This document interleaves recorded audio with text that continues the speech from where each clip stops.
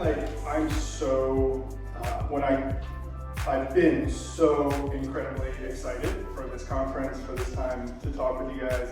I've been insanely excited about just everything going on at Multiply, and I could easily, if I had my way, this conference would be 6 days long. We'd all sleep nearby, and then on the seventh day we just worship together for 8 hours. And to be honest with you, we still wouldn't cover half of the stuff that has happened at Multiply in the last 6 months alone. So we'll try to cover some of it in the breakouts maybe, but I'm just really excited to be here. I don't want to, the Lord gave me a lot to share, and this isn't a sermon, so I hope you have notes and stuff, because I'm going to give you a lot of information. We're going to move pretty quickly to get you guys out of here at a reasonable time today. But yeah, this conference reminds me of a story about another conference that was based around discipleship pathways. And this conference was for ministers and leaders.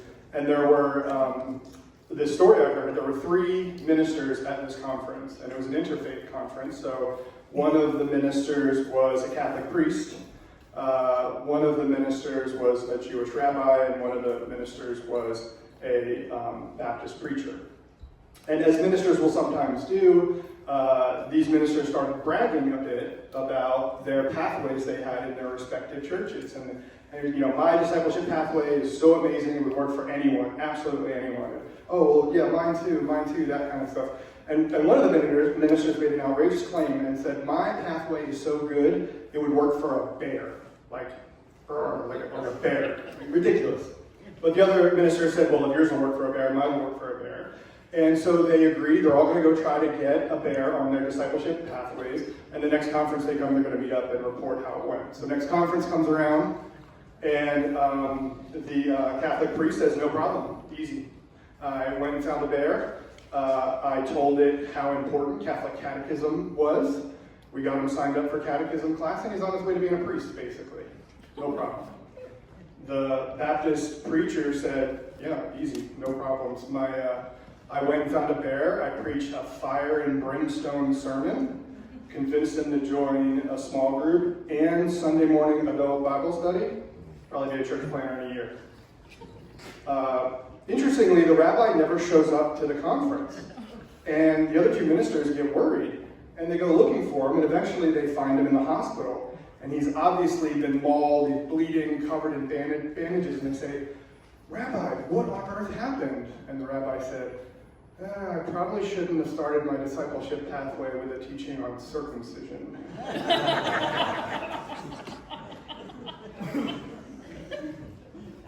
Bear didn't like that.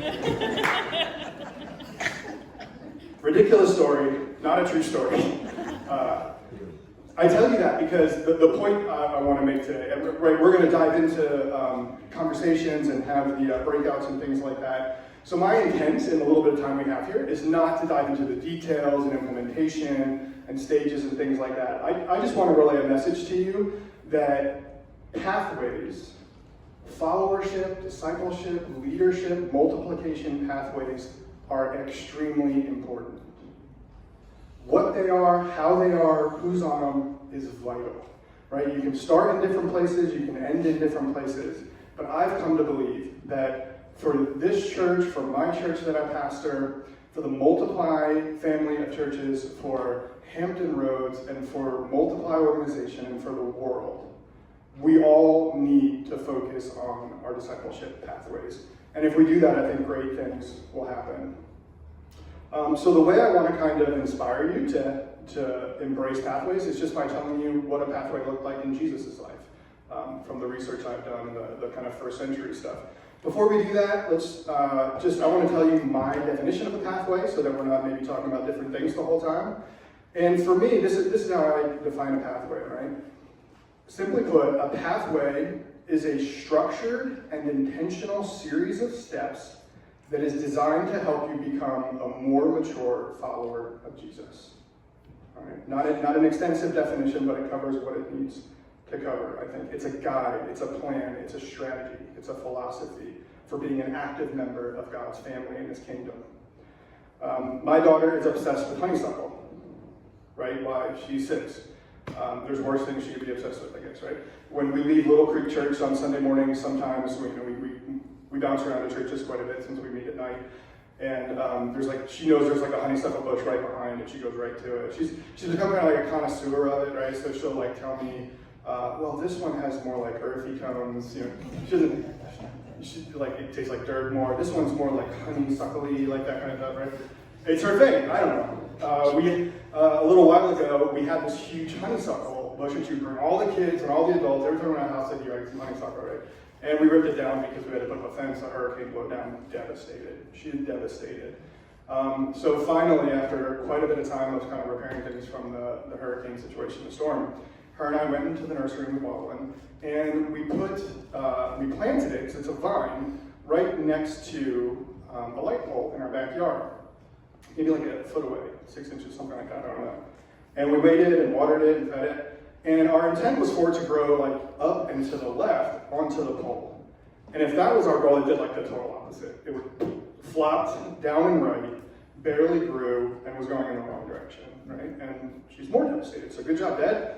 But you know, I was thinking of John 15 when I was thinking about defining a pathway. And it came to mind like this idea of a trellis. And there's a fascinating history of like the word trellis in Hebrew and Greek and that kind of stuff, its connection to John 15. But I think what I've realized, just the last couple of days studying this stuff, is that our big mistake was that we thought this vine would be filled with fruit and grow the way we wanted to it, without any kind of structure, without a plan, without some basic infrastructure for it to know where it's going. I think, for me, that's an extremely helpful word picture for what a pathway is. And it happens to be pretty much the one Jesus used. And his point was that he's that vine, we're the branches. If we want to have a ton of fruit, a trellis can be extremely helpful in doing that, right? Does everyone want to have a ton of fruit in their life? Yes.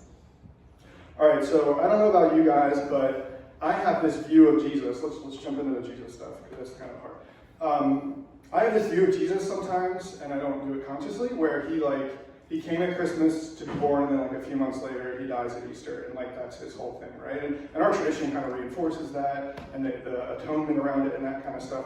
But the truth is that I think I have this deeply held belief that I've uncovered, that he did that. Yes, of course, it's important, but it's also significant that he spent quite a long time on this earth, and he came to be a king, and he came to bring the kingdom, and I believe he did it in a very, very specific way.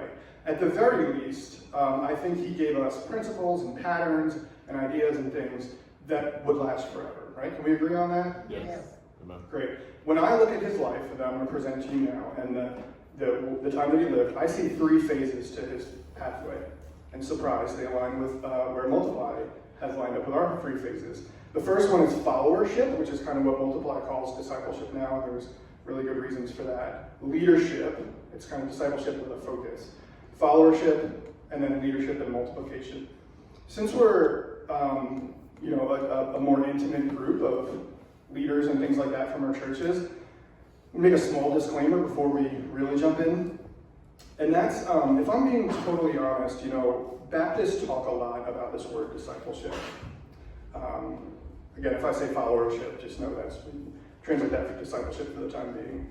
And I think something we do that we would never do in our tradition theologically is that we'll take this one idea or this one concept and we'll pretty much remove it from its cultural context. And when we do that, we're actually removing it from the much larger contextual pathway that it exists in. Right. And again, I don't know, I'd say this on a Sunday morning, but if it's an early Saturday morning, so anything goes. I think when we do that, when we remove it from this much larger significant context, we have a tendency to start looking at discipleship and followership as like, getting a cup of coffee once a month. We might look at it as like, the Right Now media series with a few people every week. Wonderful parts of discipleship. Do them, keep doing them, all that kind of stuff. But if we focus too much on that and don't take a look at the context, and we lose the bigger picture of like this entire pathway, I think it can be very detrimental for the opportunity for growth, our spiritual growth that we have. Yeah. So let's go back to the first century real fast. We're going to look at what it was like to have a pathway then. There was no NFL, NBA, or global pop stars in the first century. The equivalent of that was a Jewish rabbi. Kind of weird, right? So the ideal pathway for any Jewish kid in the first century, or mostly boys, but really for all of them, was to become an itinerant rabbi. So from the age of 5, every child, male, female, in the Jewish community, anywhere they would find, they would go to school, and their job from the age of 5 to 13 was to do one thing. It was to memorize the Torah. How many books are in the Torah? 5. A couple of them are like the most boring, mundane, longest ones in the whole Bible, right? Anyway, that's all they did. They memorized the entire thing by the time they were 13. At the age of 13, 99% of those kids went and started having babies, having a family, and learned how to be a carpenter or whatever their parents' trade was. The best of the best of the best that were able to memorize and have an exceptional mind and passion for these kinds of things, they would go on to like what we would probably consider like a high school or secondary school. And the whole point of the secondary school, 13 to 17, was to do one thing: memorize the rest of the Old Testament. The whole Old Testament. Age of 17. If you were able to do that, and if you were able to do it well, which if you made it to that point, you were able to do, you're at the top of your class, and at that point, you were permitted, sort of culturally and traditionally, to go really beg a rabbi to take you on as a follower. And the way you would typically pick, like almost like you would pick your favorite team or something, I don't know, like you would pick your favorite rabbi by their yoke, it was called. So Jesus talked about his yoke was light. Yoke is just another word for a pathway. It was the specific teachings, principles, stages, the method that that rabbi offered for becoming an advanced follower of in God's family. So you would kind of pick that person out, and he would test you. He would do an oral exam in the synagogue. Him and like a bunch of older people, rabbis would be there, and they would ask you a bunch of questions. And the expectation was that you should not only had every word of the Old Testament memorized, but whatever interpretive tradition had existed for thousands of years that the rabbi you wanted to join was a part of, the expectation was you memorized all of that as well. Like total recall. So you know that big ESV Bible with the study Bible that we all seem to have, the huge thick one? It would be like memorizing all of the text of the Bible in there, and then all that stuff on the columns on the side and at the bottom. It was absolutely insane. If you were able to answer every question, answer all the interpretive questions well, the rabbi that you were auditioning for would say 3 kind of magic words every teenager at that time wanted to hear. It was, come, follow me. All right? But unlike today, that's not where the work started, right? Like maybe you get into an Ivy League school, you get a scholarship, something like that. It's like, okay, now I'm going to get through that, you're going to push me through, it's going to be all right. Not even close. The followership, discipleship pattern in that day was based off the story of Elijah and Elisha. Y'all know that story? Right? And so if you don't, real fast, Elijah, he's calling this young guy, Elisha, to actually be his servant, is what the Bible says. Which is kind of like an apprentice disciple, but he just says servant. And the story is that when he calls him, Elisha's out plowing the field with oxen. Elijah throws a cloak over him, which is his way of saying, come, follow me. And Elisha, he's in. He's like, this is what he wanted. I'm there. He makes a very, very, I think, reasonable request. Instantly, he says, let me go kiss my father and mother goodbye. Elijah's response, I think our response was like, yeah, of course, go pack your stuff. But he's like, nope, you're out. You don't get it. You can't come with me anymore. Elisha panics. He realizes that he didn't show the commitment that a prophet of that stature demanded at that time. And you know what he does? You guys remember this? He goes back to his family home, gathers up 12 yoke of oxen, which I think was 24. It probably belonged to his parents, and he lit it on fire. Animals, yoke, the whole thing.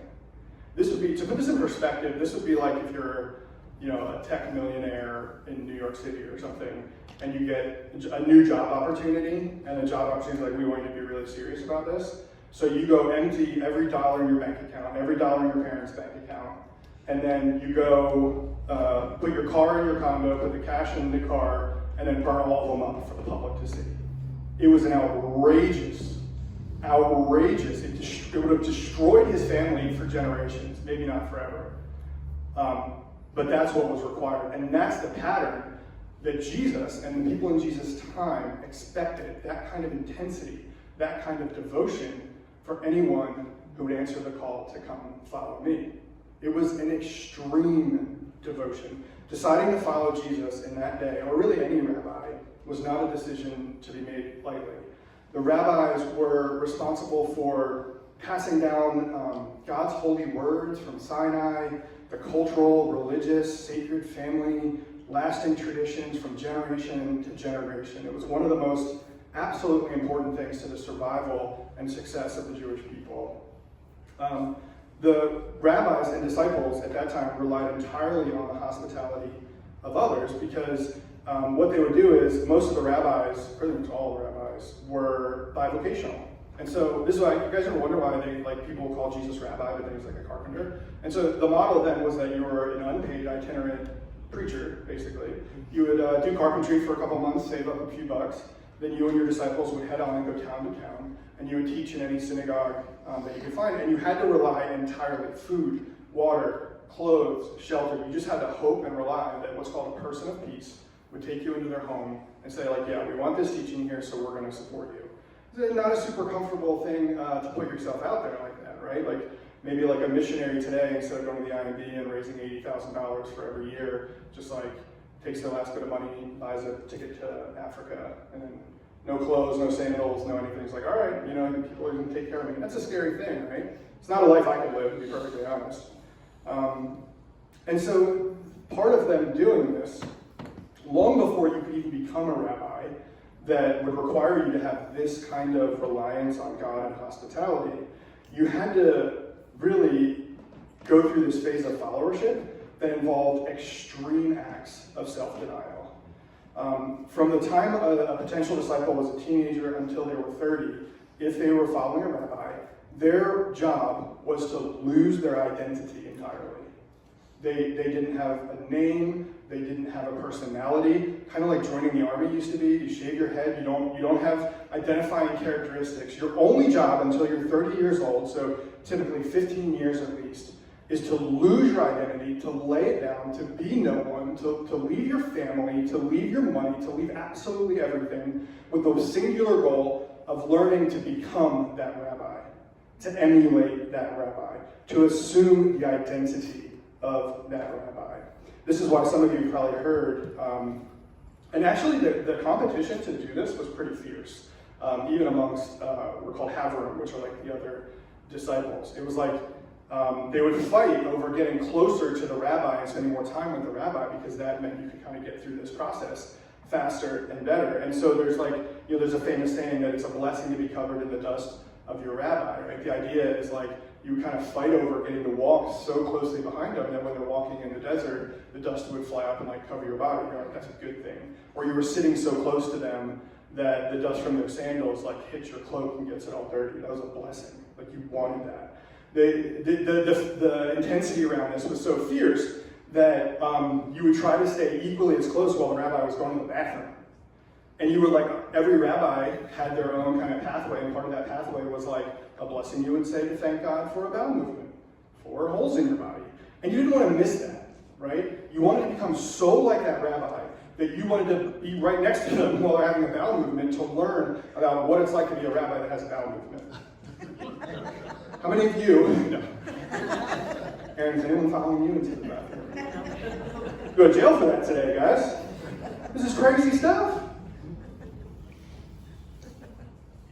If you think in that context of like this intensity trying to adopt the mannerisms and the tone and the posture and everything like that, you can look back at some of the more confusing verses in the Bible, right? And think like the story of Zacchaeus, right? Why was Zacchaeus climbing a tree and giving away half of his possessions?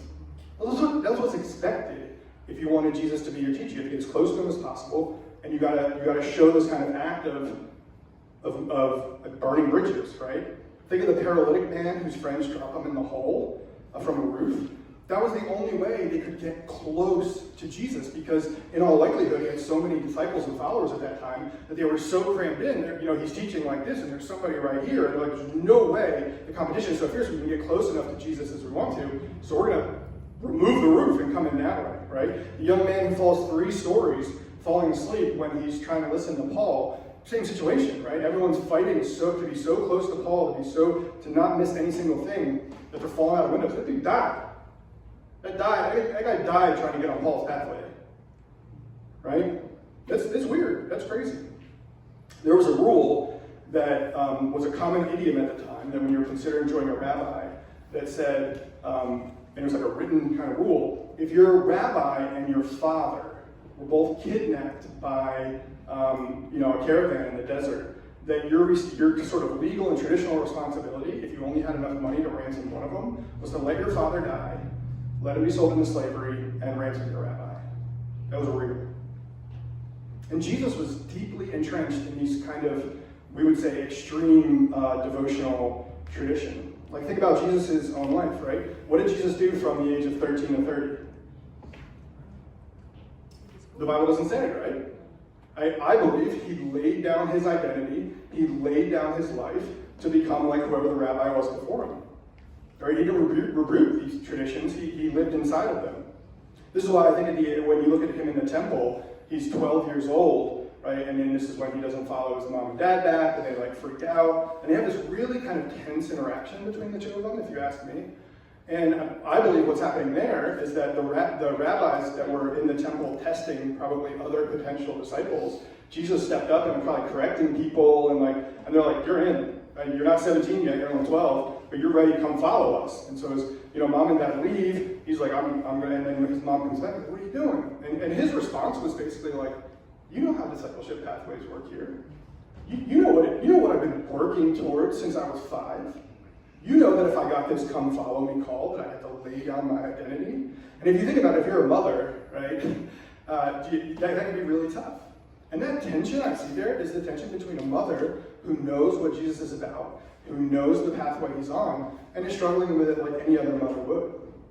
So when do we hear from Jesus again, right? The same time you would hear from any disciple, which is when they turn 30 and they start calling their own disciples, right?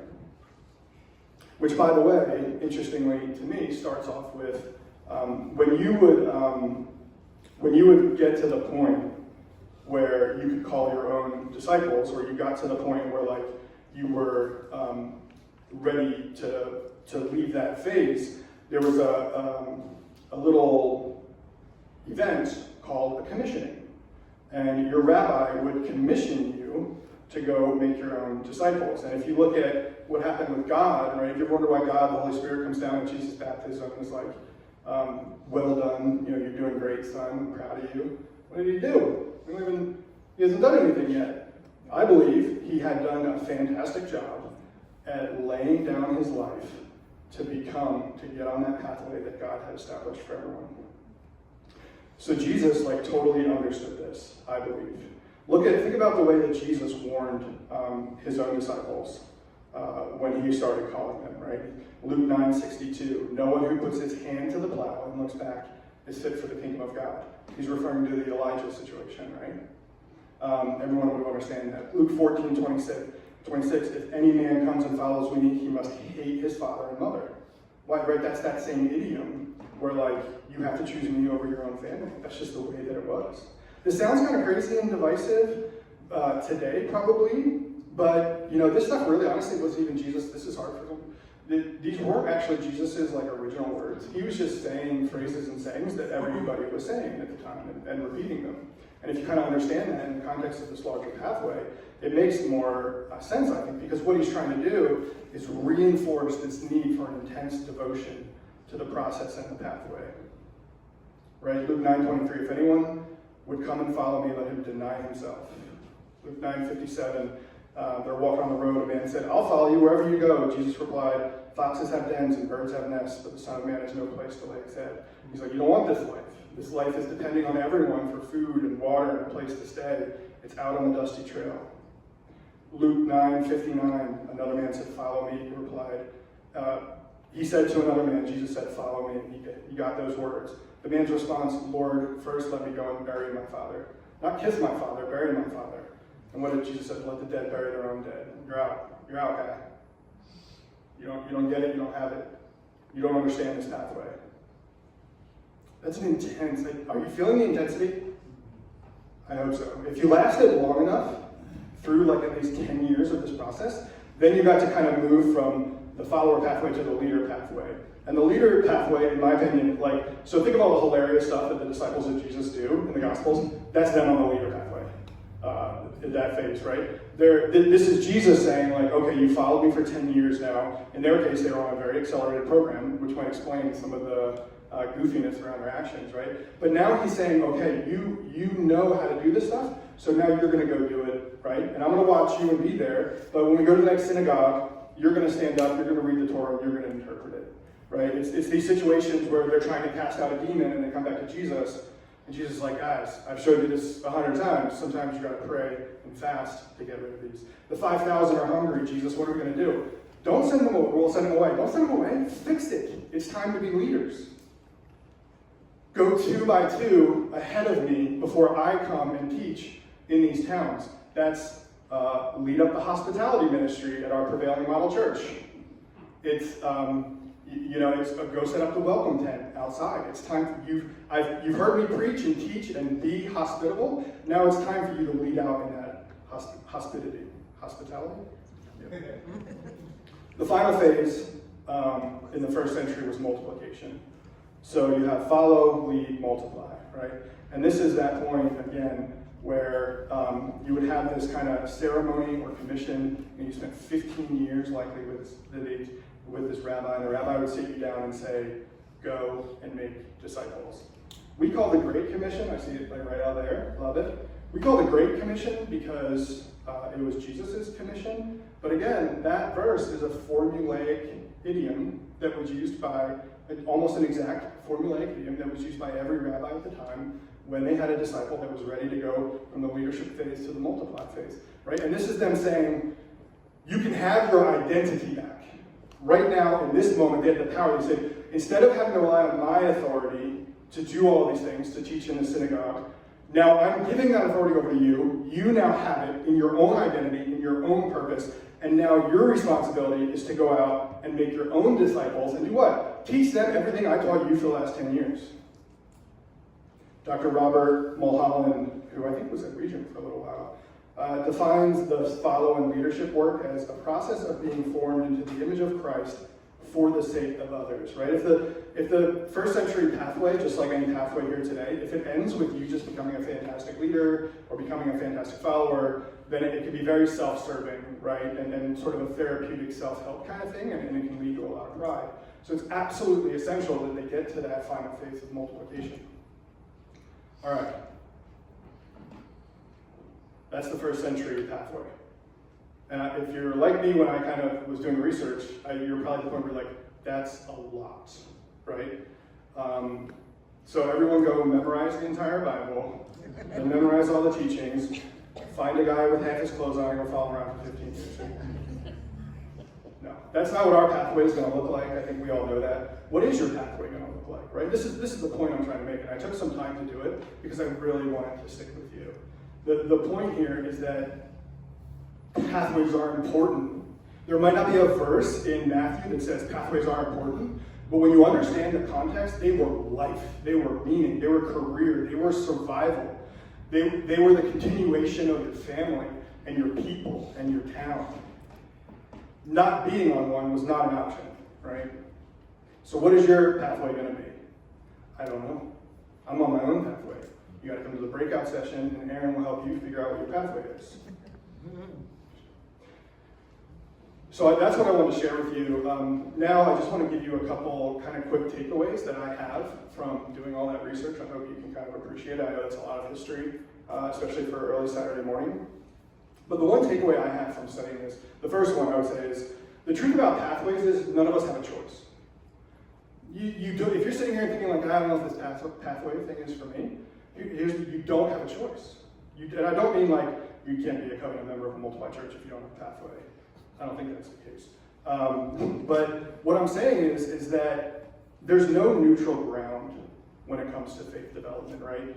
If you're not on the pathway that you've designed, that you've worked with, a mentor, and you're just kind of like figuring it out, then somebody, probably somebody nefarious, is shaping you into who you're becoming. So the option today is not, do I have a pathway or do I not? The option is where you're going on your current one, and how do you get to the place that you actually want to be. And there's two kind of really strong forces that I see biblically that are big on pathways. Well, there's two forces. One is supernatural, one's natural. I'm going to get weird for you just for a second, and I want to propose to you that Genesis 1 and to Genesis 3 and the battle between the serpent and Yahweh is a battle of pathways. Come on. Thank you. Right? What did God, guys, made you? Here's your purpose, here's your job, here's what you do, here's the direction you head in. Right? You just said Genesis 1, starting in 28, 3 verses in a row. Let us make mankind in our image, in our likeness. The better Hebrew translation in there is like, let us make them imagers. Let them continue to and learn how to reflect the status and attributes of the Father. Yeah. What's that? Follow. That's fellowship. That's fellowship, right? The very next sentence, that they may rule over the fish in the sea, and the birds in the sky, and the livestock and the wild animals, and over all the creatures. As leadership. Mm-hmm. Become like us so you can lead. What's the third verse? Does anyone know? It's the best phase in this situation. God blessed them and said, do that so you can be fruitful and multiply. Multiply. Right? That's day 101. That's the pathway for all human beings. What does the serpent do? If you think about it, thank you. Respect. What does the serpent do? He comes and he says, oh, is that how God told you how you can become like him? Is that the pathway he put you on? He's lying to you. I know the real pathway. In fact, I want you to still be like him, that's a lie, but I know how to actually get you there. So follow me that way. It was a fight over pathways. You can take it one step weirder and go to Genesis 6 where the Nephilim come in and it's like this weird, okay, these giants are coming down and sleeping with the women there. What was that? That, real quickly, that was a battle of pathways, right? Here, Satan, the devil, the powers of darkness, whatever you use that kind of in your church, they cannot stand the idea that God has put us on a pathway where we're going to look like him, become leaders, and then cover the earth with that. He hates that idea. And in response to it, he tries in Genesis 1 to mess it up. It doesn't quite work. In Genesis 6, he comes back and he tries to steal the pathway strategy of Yahweh. Outright. What does he do? He comes and impregnates women, makes his own people, his own race, his own likeness, his own imagers. And then he leads them through the Old Testament, through this battle of building up in leadership and multiplying. And then most of the rest of the Old Testament is the people who are imaging Yahweh, the Davids, the Solomons, leading wars against him. Because the planet can't exist with two separate pathways going in opposite directions. We can't both multiply the entire world. It's a fight over pathways. Yeah, for sure. As if that wasn't enough, there's also natural as opposed to supernatural causes. I was sort of joking about wanting to spend 6 days here and then the 7th, but we at some point months ago we had a conversation. How long should this be? And how long should the conference be? And we were, we want our cute people to show up and people invited, so we don't want to, we got soccer games or whatever at the end of the day. And I get that, and believe me, my life is crazy. I got little kids, as you know. But then again, Americans spend 705 hours a year on social media. Yep. That's ridiculous. Don't forget mass media. iPhone users touch their phone. Don't smile because you don't have an iPhone. I know you're Android guy. They touch their phone 2,617 times a month. A day. It's a day. Dude, you're going to touch your iPhone. Throw it away. Not mine, but yours. I'm using mine for teaching. You're going to touch your phone 2,617 times today. You don't think that's shaping you? Yeah. You don't think Steve Jobs has got you on a pathway? The average American this year is going to watch 2,737 hours of TV. Are y'all watching nothing but the 700 Club? Or Yeah. No. It's shaping you. You are on a pathway. And if you're in America and you have this thing in your pocket that only a small percentage of the world, you're on a serious watch list for the powers of darkness. Again, my point is simple. You're on a pathway one way or another. And my hope really today is that you would think hard about what that pathway is and about the ones being offered and if they can help you. And there's an intensity to it. At least there was back then. And I hope we can pick up a little bit of that intensity today. Dr. Robert Mulholland, again, in his book, Initiation into a Journey, says, we become either agents of God's healing and liberating grace or carriers of the sickness of this world. There's no in between. C.S. Lewis said it this way, all of us are on a trajectory to either life or death, and we are either becoming immortal horrors or everlasting splendors. I don't know about you guys, but I'm tired of hearing about another public pastor or Christian leader that has had a fall from grace. And what I'm really tired of, it's going to happen forever. What I'm really tired of is hearing the same thing. I never thought I'd be the one to cheat on my wife. I never thought I'd be the one that ends up with an unbreakable addiction. And I would propose to you, and I've watched some of them, come out of these things 10 years later, and they all say something very similar, right? Yeah. They say, you know what, actually, I thought it was a mistake, I thought it was impulsive. It wasn't. I was on the pathway to cheating on my wife for a long time. I was making small decisions and being formed into a person that did this for a long time. It did not happen overnight. Yeah. We must be intentional. We must have devotion, even if it needs to be extreme. I think the model that Jesus laid out, as extreme as it seems to us, when you look at what the world is like, when you look at what the world was like then, when you look at the supernatural, when you look at the natural, maybe it wasn't extreme enough. Yeah. Second takeaway, I'm wrapping up here. Don't be intentional and also be patient. It took Jesus 30 years till he got to the point where he started making disciples. Should you wait 30 years? Don't do that. No way. But think about that, right? Don't be in a rush. Mother Teresa didn't become Mother Teresa the day she was born. Pete Scazzero said this, nurturing a growing spirituality with depth will require a conscious, intentional plan for our lives. We plan everything. My wife's a planner. I'm not as much of a planner. I do plan. Our wedding, major plan. A year, something like that, right? Today, she got a plan for every day, and I get an update at night and then in the morning because I forget it when I go to sleep, apparently. Did you plan for your career? Did you plan for your education? How much effort did you put into that? Is it really that crazy to ask that we plan the future and pathway for our spiritual life? One way that we contribute to this lack of intentionality is by the words that we use. And so one thing that I'm to be honest, I learned this recently, and I showed it just mind-blowing to me.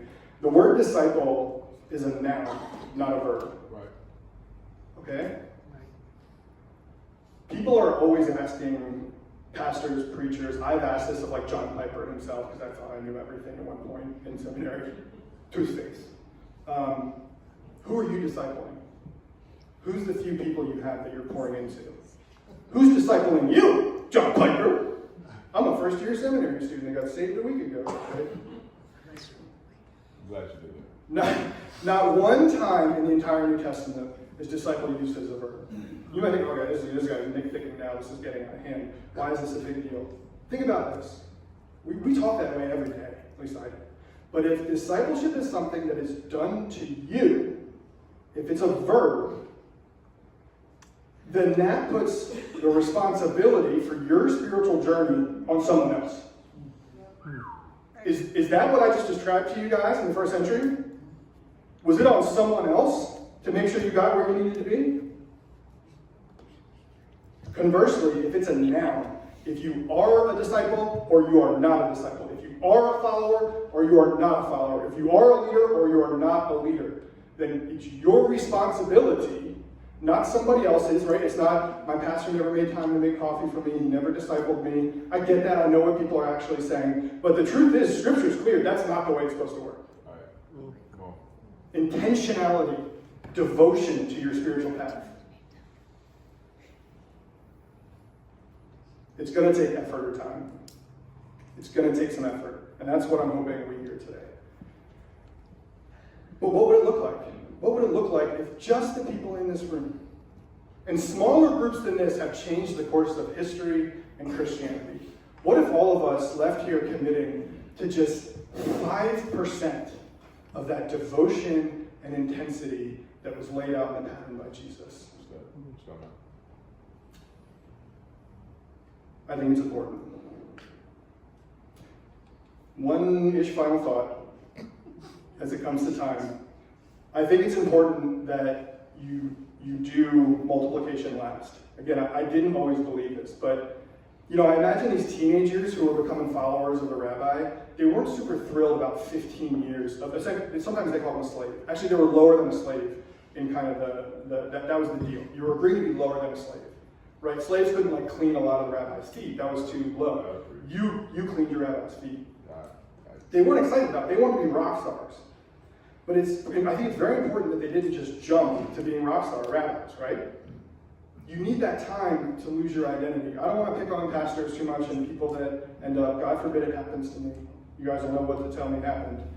But think just for yourself, just curious. I ask myself this question, can somebody say of Nic Lombardi, man, I remember you when you were in your followership phase. You laid down your life like nobody I've ever seen. You followed, you did what it took, you rested on the Lord, you depend on hospitality. You're the best follower I've ever seen. That's the original pathway to becoming a good leader and a good multiplier. Again, I would ask you, these pastors that end up in a situation, how did they get to that leadership phase? Were you tall? Were you handsome? Like me? Were you charismatic? Were you a good teacher? One spiritual gift of many? Were you instantly raised up because of those things? When you were auditioning to be a pastor or applying or being interviewed, did the elders ask you, what was your followership phase like? What was your time like as a follower? How good are you at following Jesus? How good are you at following somebody that came into faith before you? How good are you at following a pastor? Come on, man. When did you count the cost of this life? I personally, and Aaron has called me out on this, and you guys can feel too, I struggle with even calling myself a pastor. That's the truth. I've been called out by many pastors that I know and don't know. Part of it has to do with the model we're pursuing at TGC. Man, last Easter, place was packed. I don't know, we get 5 people there now, right? Part of it is that, it's tough. But I especially struggle, in Norfolk, this is the first time I've seen people sort of don themselves a bishop or a reverend or an apostle. Man, you want to take on that title? I hope you did your 15 years following the rabbi. For me, I didn't memorize the Bible by the time I was 5, the Pentateuch. I didn't memorize it, I haven't done any of that. And there's a part of me that's always looking at the scriptures and going, this ain't me. I didn't earn this, I didn't do it. Anyway, a big part of this that we struggle with today is shifting from the collection of data to actually mimicking and emulating Jesus Christ. Yeah. It's not those pastors' fault or those leaders that when they first got converted or when they were entering a church community, somebody said, okay, here's what you're going to do first. This is a copy of our creed. You're going to come to Sunday school. Once you feel like you know the theology well enough, you're going to sign a covenant. I'm not judging at all. That's part of it, for sure. But is that the whole pathway? I don't think it was supposed to be. For 2,000 years, until a week ago, if a convert came into Rosemont Church and they said, what do I do now? I believe in Jesus, I want to follow him. Somebody would come up to you that was farther along in their faith and they'd say, get on your knees. Pray with me. I'm going to show you what it's like to pray at Rosemont. They'd say, okay, Friday night, if you guys are Jewish, before the sun sets down, you be at my house. I'm going to show you what a Passover Seder looks like. I'm going to show you how we celebrate the rest and creation of this world. Did they get that? I don't know. Do we offer that phase? Keep the end in mind. That's another takeaway I have. I don't know if you guys know about Benedictine monks. You got to learn about them. They're out of their minds. Do you know that, so St. Benedict wrote, when he wrote his rules, one of the rules he wrote in there was, day by day, remind yourself that you are going to die. Yep. Whenever they prayed in their cells, they would keep a skull from a dead monk that came before them next to their Bible and their candle while they prayed. To this day, they wear only black robes.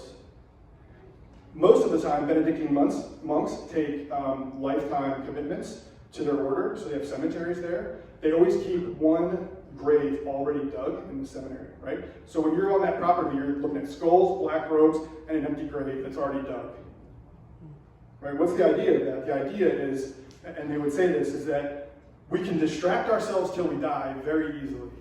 We have very little time, and we're preparing ourselves for eternity. That's what we need to focus on, part of what we need to focus on. So there's this issue of like, you might die young. There's also the issue of you might live too long. Okay? Pathways are important, short life, long life. Have you ever noticed there's not a lot of neutral feelings about the elderly?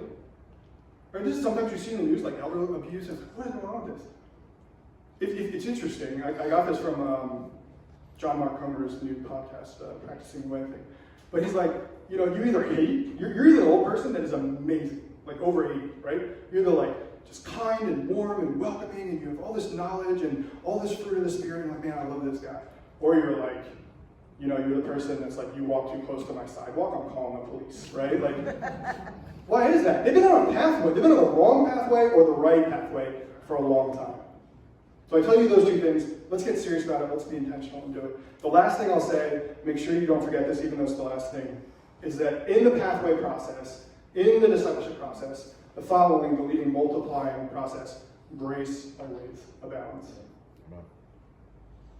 Those same monks were once asked, the Benedictine monks, by a guy named Tito Colliander, an Orthodox Finnish writer. He said, what do you guys do inside that monastery all the time? The monk replied, we fall and get up, fall and get up, fall and get up again. That's also a great picture for a pathway experience. God's grace, accomplished on the cross, does not end where your pathway begins. It covers every bit of it. There's going to be successes, there's going to be failures, there's going to be steps forward and steps back. But his grace covers it all. Thanks, guys.